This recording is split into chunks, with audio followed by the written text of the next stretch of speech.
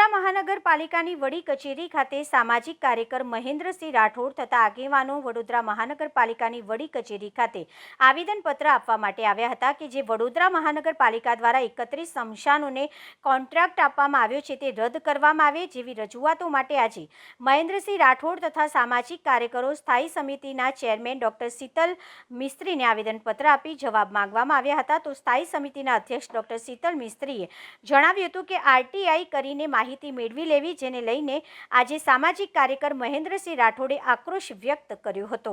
વડોદરા સેવા સદન મેવા સદન ખાતે અમે આવ્યા છે અને આ મેવા સદનની અંદર બેઠેલા આપણા સ્થાયી, કારણ કે મેયર તો આવતા જ નથી અત્યારે, આ બી વહીવટદાર જ કહેવાય, એક જ માણસ ચલાવે છે આખું કોર્પોરેશન।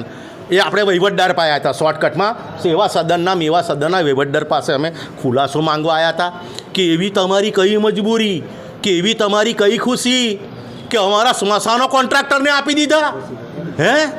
એટલે આ અમને કોઈ સ્પષ્ટી બરાબર જવાબ આપ્યો નથી।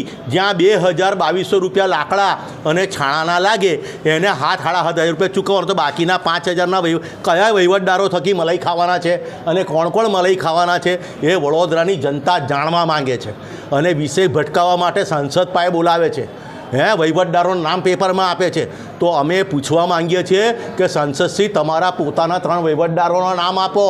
સેવા સદનમાં કેટલા ડિપાર્ટમેન્ટ વાઇઝ વહીવટદાર છે એના નામ આપો। ખાસ મુદ્દો શું હતો? ખાસ મુદ્દો અત્યારે તાત્કાલિક ધોરણે જો કોન્ટ્રાક્ટ પદ્ધતિ બંધ કરવામાં નહીં આવે તો ખંડેરાવ માર્કેટ સેવા સદનથી અહીં ગાડી અમે ઠાઠેરીઓ લઈને નીકળવાના છે અને ખાસ વાળી આ ભ્રષ્ટાચારીઓના અમે અગ્નિદા આપવાના છે। શું તમને આજે જે વાત કરી સંતોષકારક જવાબ મળ્યો? ગોરી આપીએ, ડૉક્ટર છે ને એમનું કામ ગોરીઓ આપવાનું છે। વડોદરાની જનતા ગોરીઓ નહીં ખાય। મહેન્દ્રસિંહ રાઠોડ આજે એમના 4-5 સાથીદારો સાથે પ્રજાનો અવાજ છે, પ્રજા એમને બધી રજૂઆત કરે છે વડોદરાની 30 લાખ જનતાના પ્રતિનિધિ તરીકે અમને રજૂઆત કરવા આવ્યા કે ભાઈ આ સ્મશાનોનું ખાનગીકરણ કર્યું છે અને આ ગેરવ્યાજબી છે અને લાકડા ને છાણા ને બધું અમે એનજીઓ પાસેથી મફત કરાવીશું। 31 સ્મશાનોમાં જે 2-4 એનજીઓ કામ કરતી હતી એ લોકો ડોનેશનના નામે, છાણાના નામે, લાકડાના નામે પૈસા લેતા હતા અને લોકો સ્વેચ્છાએ આપતા પણ હતા। અમારી પાસે અવારનવાર ઘણી ફરિયાદો આવી અને લાગ્યું કે આ તંત્રમાં સુધારો કરવાની જરૂર છે, કારણ કે એનજીઓ સાફ સફાઈ કરે નહીં અને ડિપાર્ટમેન્ટને એવું લાગે કે એનજીઓ સાફ સફાઈ કરશે, એટલે કોઈ જાતનું કોર્ડિનેશન રહેતું નહોતું। ઘણી વખત અર્લી મોર્નિંગમાં માણસ લીડ બળીને ગયો હોય, લાકડા મોટા છે, ભીના છે, લાકડા નથી, લાકડા કાપ્યા વગરના છે, આ બધી ફરિયાદો ઉઠતી હતી। એનજીઓ પણ ફરિયાદ કરતી કે ગાર્ડન ડિપાર્ટમેન્ટ બરાબર લાકડા નથી હાલતું, આપેલા છે। તો હવે એનજીઓની પોતાની જવાબદારી હોય કે એને કાપવા, કટર કરવા જ્યારે સેવાનું કામ કરતા હોય, એ સિવાય છાણાના પૈસા લેવામાં આવતા હતા, એ સિવાય કે ભાઈ આ લાકડા ગોઠવવાના પૈસા આપો। લોકો આવા પ્રસંગે સ્વેચ્છાએ પૈસા આપતા હતા અને આવી ઘણી ફરિયાદો આવતી હતી। આ બધું સંચાલન સુચારુ રૂપે થાય, આથી વડોદરા કોર્પોરેશન દ્વારા આ આઉટસોર્સિંગ કરવામાં આવ્યું, જેને આ લોકો ખાનગીકરણ કહે છે। ખાનગીકરણ એટલે ફક્ત 2 વર્ષનો ઇજારો આપવામાં આવ્યો છે। એમની સર્વિસ સંતોષકારક જણાશે, 3જો વર્ષ ઇજારો આપવામાં આવશે। સવાલ થયો કે પ્રજાને આમાં 1 પણ રૂપિયો આપવાનો નથી। દરેક સ્મશાનમાં બોર્ડ આપ્યા છે કે તમામ જે અંતિમ ક્રિયાનો ખર્ચ છે એ કોર્પોરેશન દ્વારા કરવામાં આવશે। એમાં ખાસ કરીને મુખ્યત્વે જે ઇન્ક્લુડેડ આઇટમ છે એમાં 7 મણ લાકડા છે, 1200 જેટલા છાણા છે અને 5 જેટલા ઘાસના પૂળા છે। એટલે આ તમામ વસ્તુઓ અને આખરી સામાન આ કોર્પોરેશન આ જે એજન્સીઓ છે એ જે બિલ મૂકશે એ પ્રમાણે ચૂકવણું કરવામાં આવશે। આ એજન્સીઓએ ફરજિયાતપણે લાકડા કોર્પોરેશન પાસે લેવાના છે।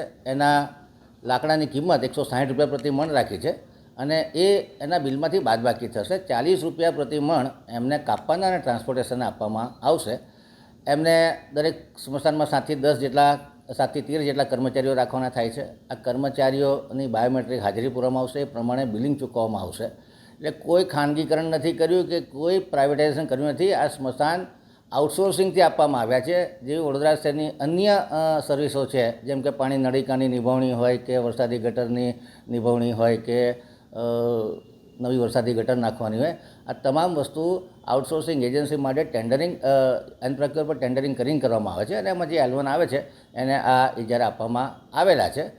મને લાગે છે કે ગઈકાલથી જે ઇજારો આપ્યો છે, પહેલા દિવસે કંઈક જલારામ ટ્રસ્ટના માણસોને લેવામાં એજન્સીઓમાં ઇન્ક્લુડ કરવા માટે નાની મોટી તકરાર થઈને એ લોકોએ બપોર પછી કામ બંધ કર્યું હતું. એના લીધે નાની મોટી અવ્યવસ્થા સર્જાઈ હતી.